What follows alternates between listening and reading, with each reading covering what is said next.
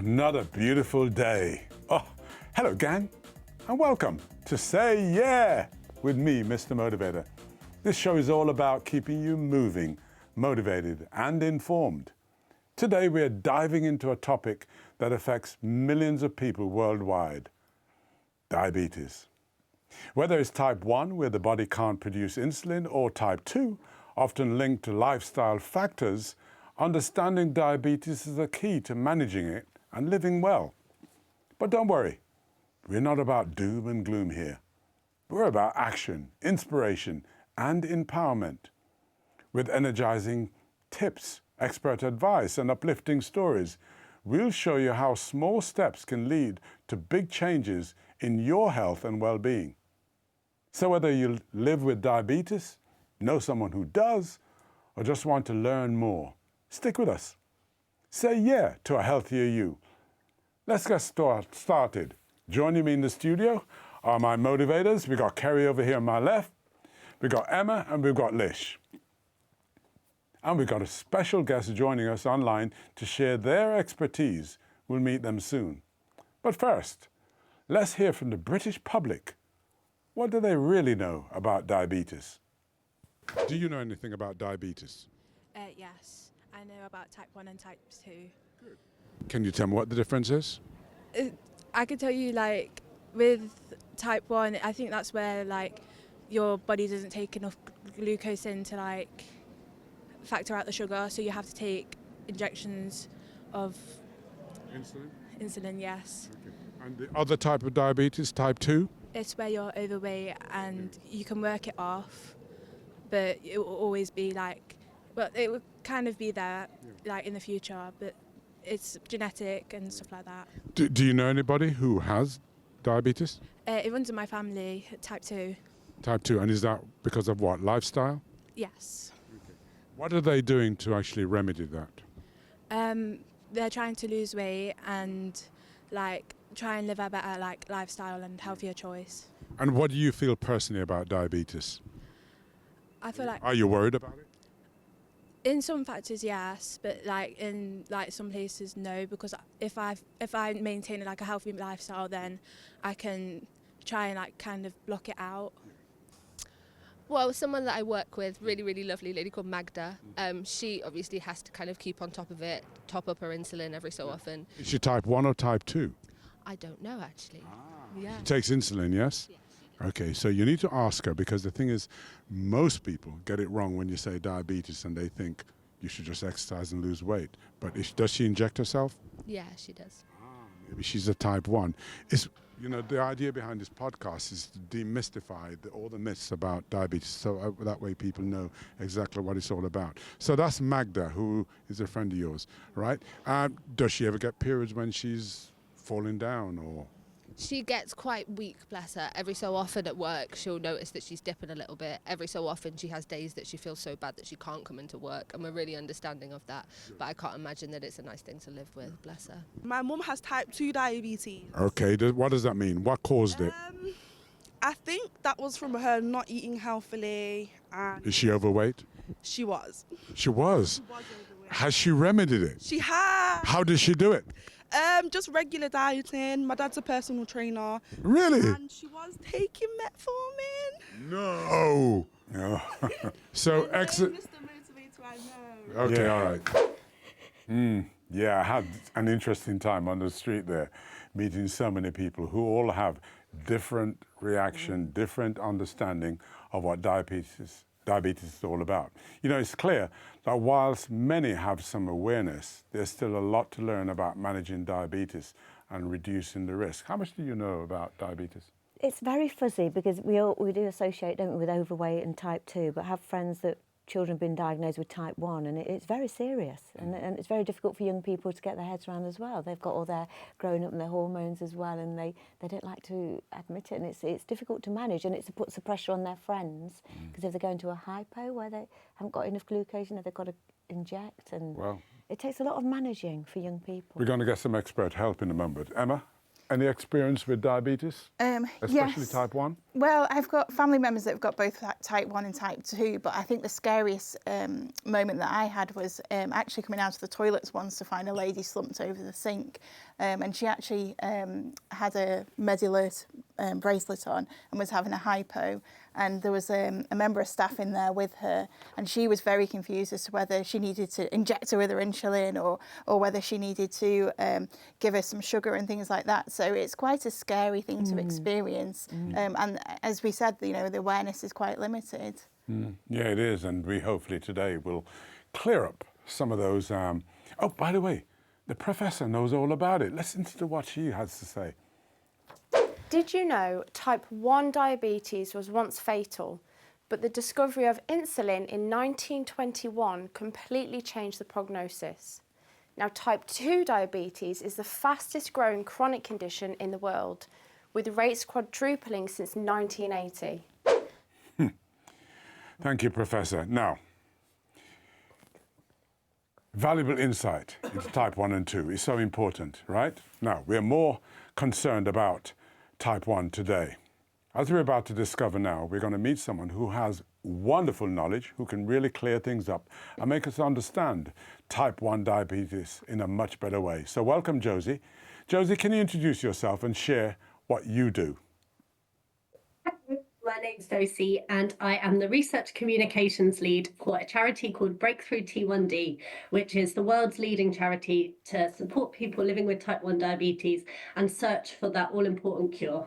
Okay, I'm going to be picking your brains quite a bit. In fact, for a moment then I was thinking, I've had to deal with it in my own home, so we'll be finding out more about that later on. But can you tell me, what is type 1 diabetes? What is it?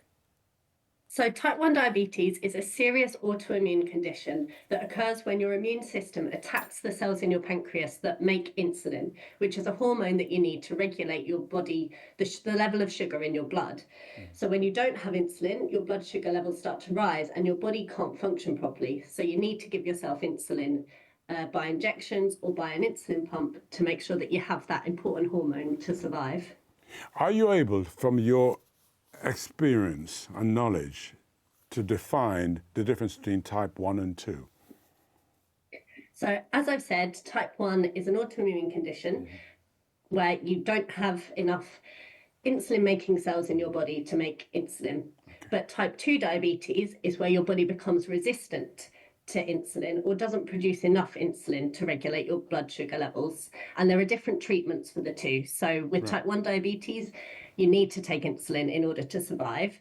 But with type 2, you can often make lifestyle changes such as regular exercise, a healthy diet, weight loss, to help lower your blood sugar levels. But medication and insulin might also be needed. Okay, and that difference is quite important, in fact. So let's focus on type 1. How has technology like insulin pumps and glucose monitors improved the life for someone who is dealing with type 1 diabetes?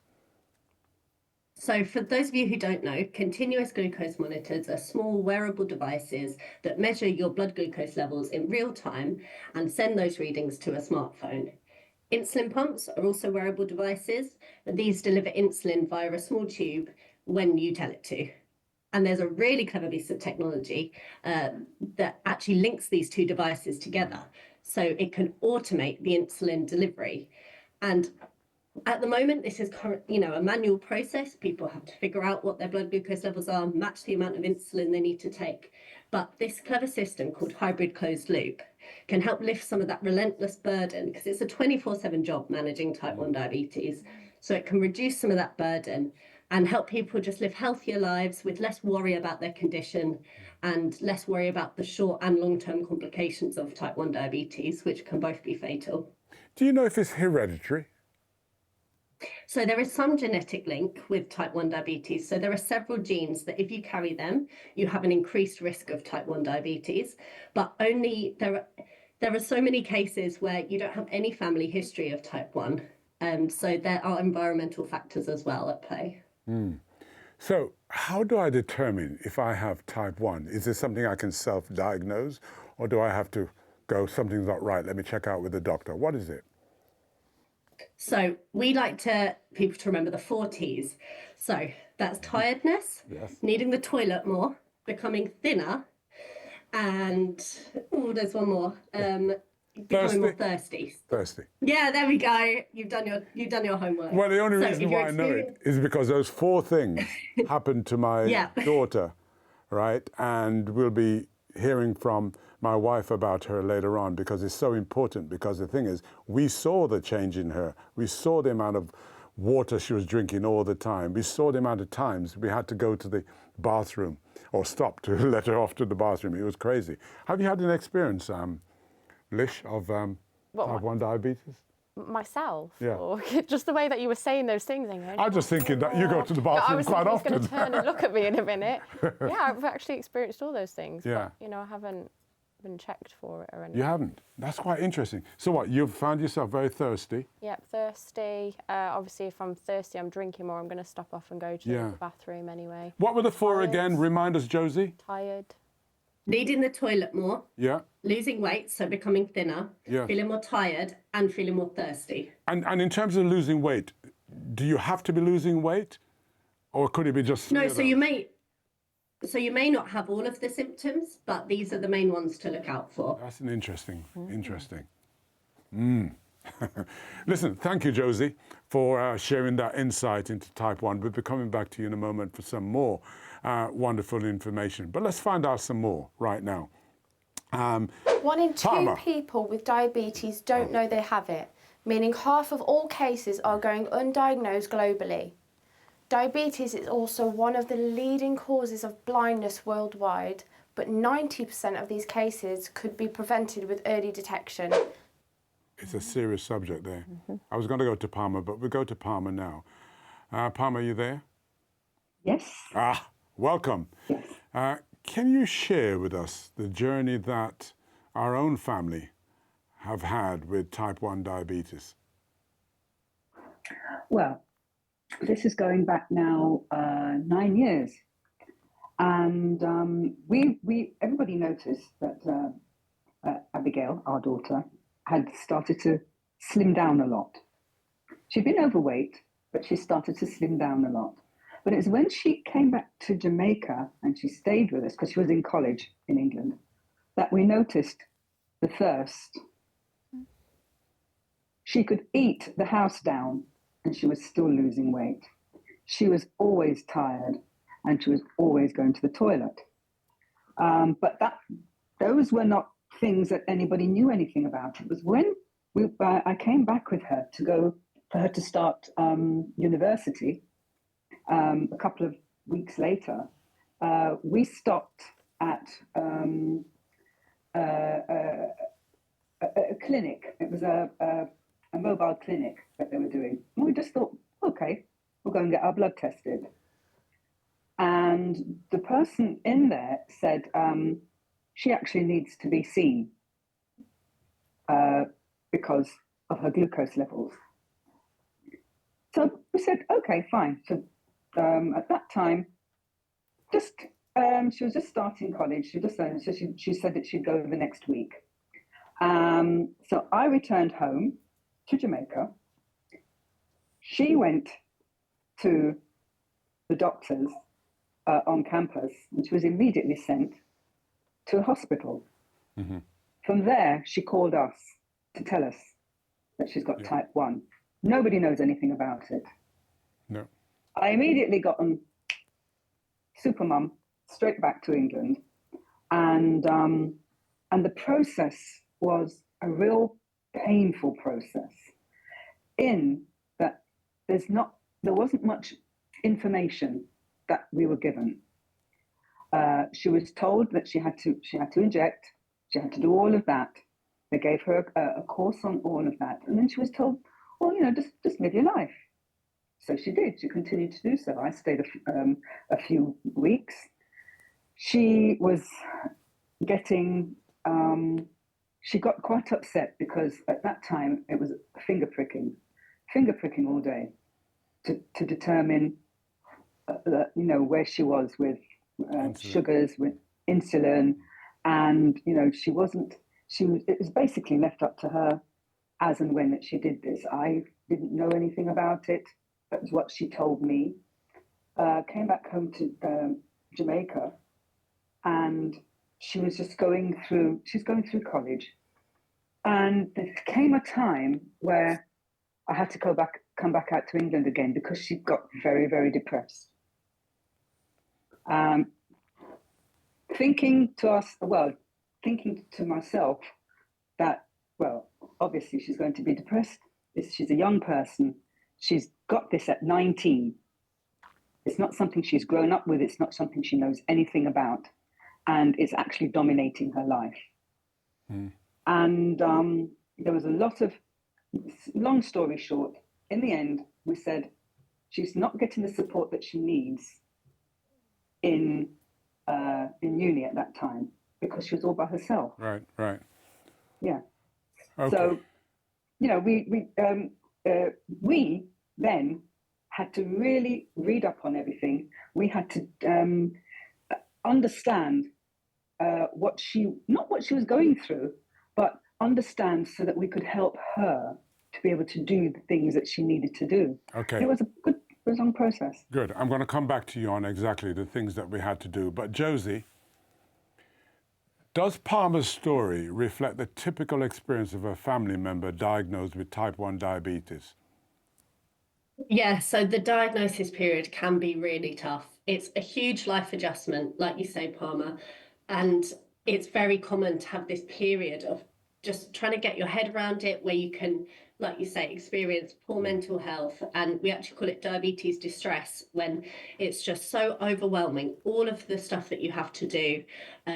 You've got to be your own pancreas.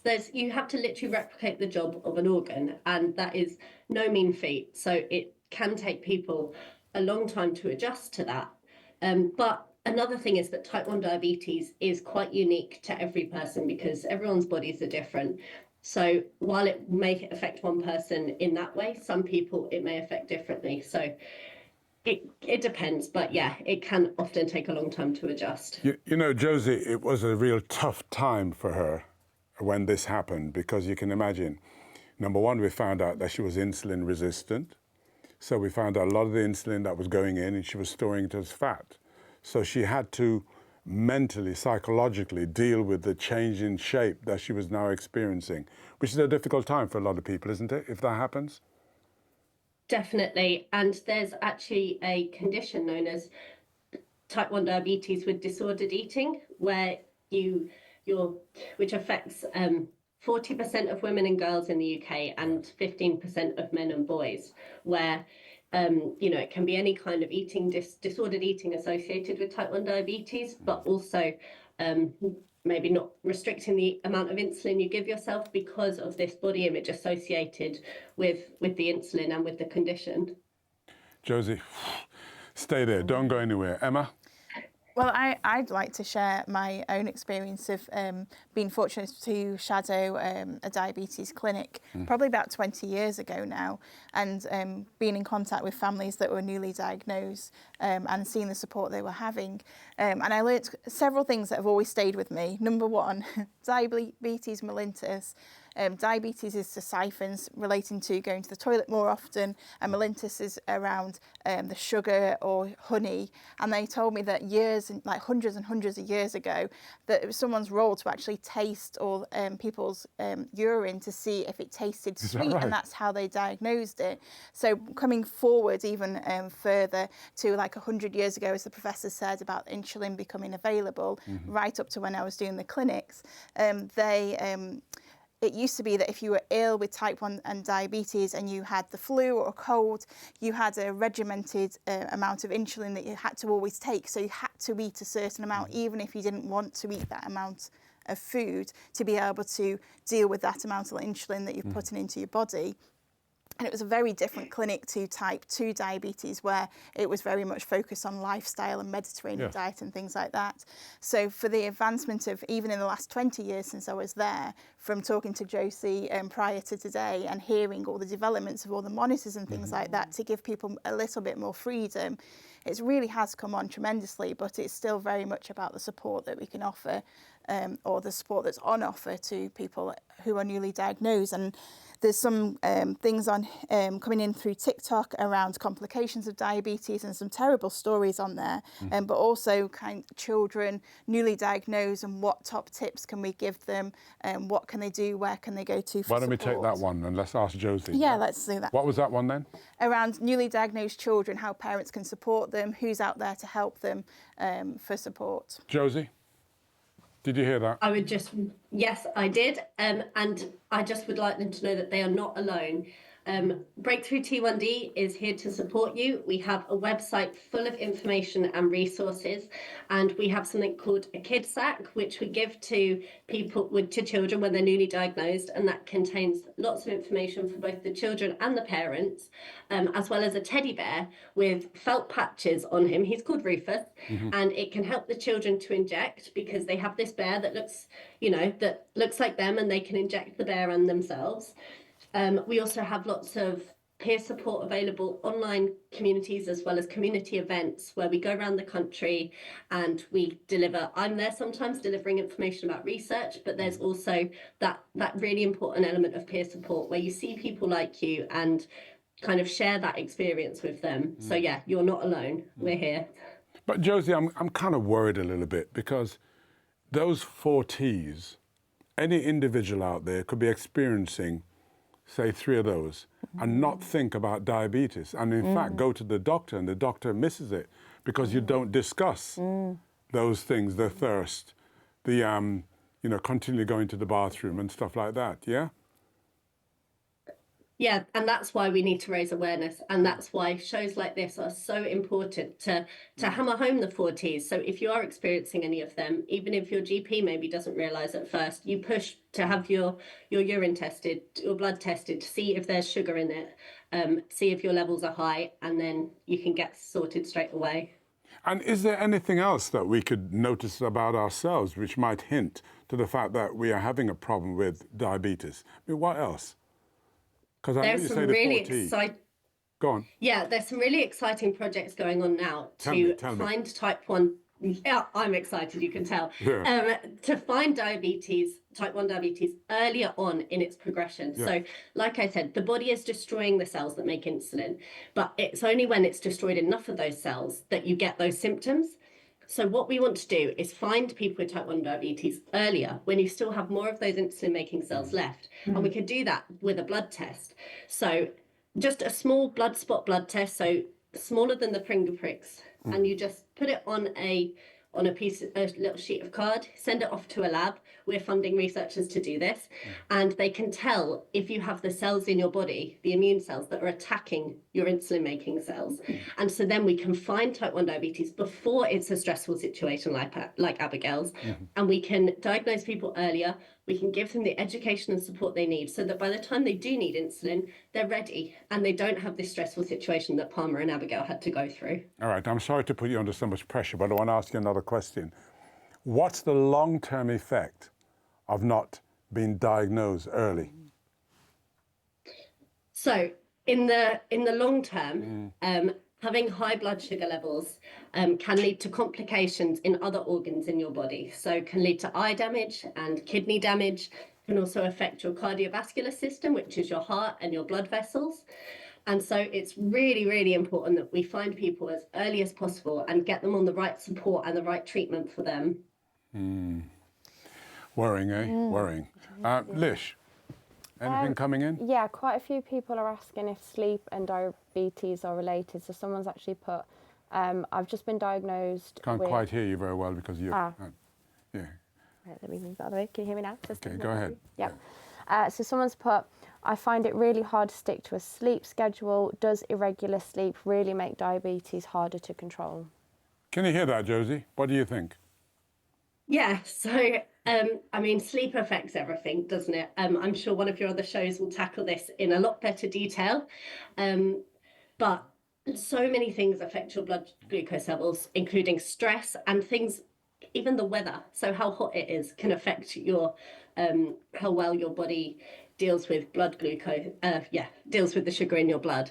So to the best of my knowledge, yes, sleep does affect it, because you're going to be more stressed if you're more tired, and anything that goes wrong with your body can affect your blood glucose levels. That's why it's such a relentless and difficult condition to manage. I'm working you hard today because I'm going to ask you another question. You are. Another question. Are you diabetic? I'm not. Okay, all right, that's fine. Lish? I've got another one here. So Jane said, as someone with type 1 diabetes, I worry about low blood sugar during workouts. How can I avoid this? So do you hear that? During exercise, Josie, how can you avoid Yes. low blood sugar? So we are actually funding a really exciting study. Another one. To develop. Yeah, we fund loads of research, which is why we're such a fantastic charity for people with type 1 diabetes.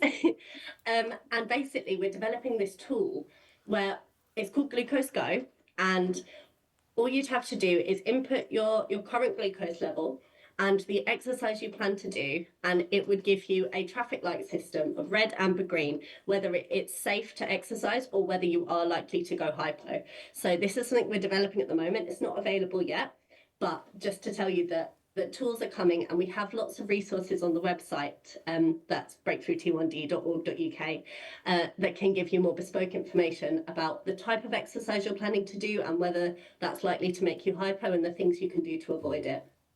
Brilliant, Josie. Oh, you've been good. Palmer, Thank you. I want to ask you a question. What's been the most probably difficult, depressing time knowing that you've got a daughter that has type 1 diabetes? There have been quite a few episodes, really, as time has gone by. The first few months were just fraught because we were trying to find out as much as we could, as well as Abigail. And it was the despair.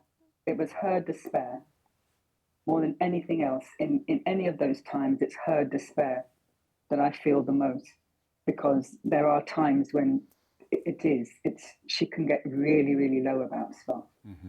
And I feel those times. And I feel helpless because I want to take it away. And also, we were talking about whether it could be genetic. For a long time, I thought to myself, was it something within the family? Mm-hmm. Was it something that happened in pregnancy? Was it something, do you know what I mean? What was the cause of it? Mm-hmm. So for me, it's not managing me, it's just feeling her despair. Sure. And you long for a solution, don't we? We long for the day, in fact. By the way, Josie, can I just ask you another question? You see how many questions I'm throwing at you? Come on, new developments. There's got to be a way in which we can say, well, okay, your pancreas is not working properly or is not working at all. What's the new technology coming out now? Come on, what's new research saying? Exciting. Well, we are in yes, we're in a hugely exciting time for type 1 diabetes research. Yeah. You predicted it. We're having huge advances all the time. So I'm going to give you my top 3. So we've got disease-modifying therapies. These are hugely exciting because they can actually interrupt that immune attack at the heart of type 1 diabetes. Mm-hmm. And there are at least 10 drugs that have been shown to interfere with this immune attack. So giving these to people with type 1 diabetes early on in their journey with the condition can help slow that progression, help protect their insulin-making cells, and give them that ability to make insulin for longer. We also have something called cell therapies. So researchers, again funded by Breakthrough T1D, have managed to grow insulin-making cells in the lab, which is incredible. Brilliant. Wow. Yeah, it feels like sci-fi. So these cells can be given to people with type 1 diabetes and allow them to make their own insulin again. These kind of therapies could one day be combined with the disease-modifying therapies that I mentioned first to help protect these new cells, and so that people with type 1 can make their own insulin again. And these are currently being tested in clinical trials, which is why I'm so excited about it. Brilliant. Oh, thank you for sharing those insights. That's okay. I said 3, so I'm going to give you one more. Okay, one more. And that is novel insulins. So researchers are developing new types of insulin called novel insulins to make managing type 1 diabetes easier. One type of insulin is known as smart insulin, and it's so smart because it can actually detect rising blood glucose levels itself and act to lower them. They're not ready yet. Our researchers, again, are still developing them, but they're designed to turn on when needed and off when they're not needed. So just think how much of the burden that could reduce. Oh, I'm amazed. I'm amazed. You've done my heart so much good, Josie. Listen, let's hear some more facts from our professor.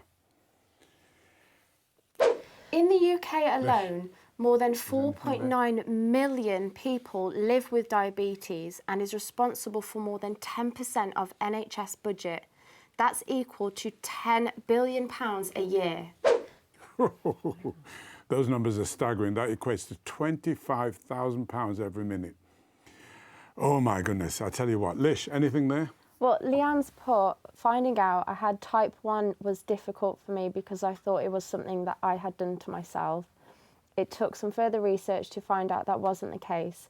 I think it's brilliant that you're sharing awareness on this.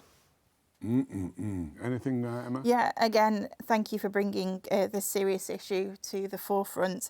On TikTok, everyone seems to be talking about complications around legs. Oh, really? Yeah, a lot of leg talk on here. Well, let's go back to Josie here. Josie? Yeah. Question for your legs. Legs. Yeah. So high blood glucose levels can also damage the nerves in our bodies, which is kind of underlying some of the other complications I said earlier, but can also mean that your extremities, so your feet and your legs, can have issues with the feeling. Your wounds don't heal as quickly, and you can lose sensation or have funny sensations in your legs and feet. Right. Another question again coming your way, I'm afraid. Thick and fast. It affects your day-to-day life, doesn't it, type 1? Yeah, it's 24/7 because you have to be your pancreas. Like I said earlier, your pancreas doesn't sleep. So unfortunately, if you have type 1 diabetes, you have to make sure your blood glucose levels are as stable as they can be, not going too high or not going too low all the time. You never get a day off, and it is relentless. Oh. You know what? Lish, have you learned something from what's going on here today? To go get tested. Yeah, yeah, absolutely.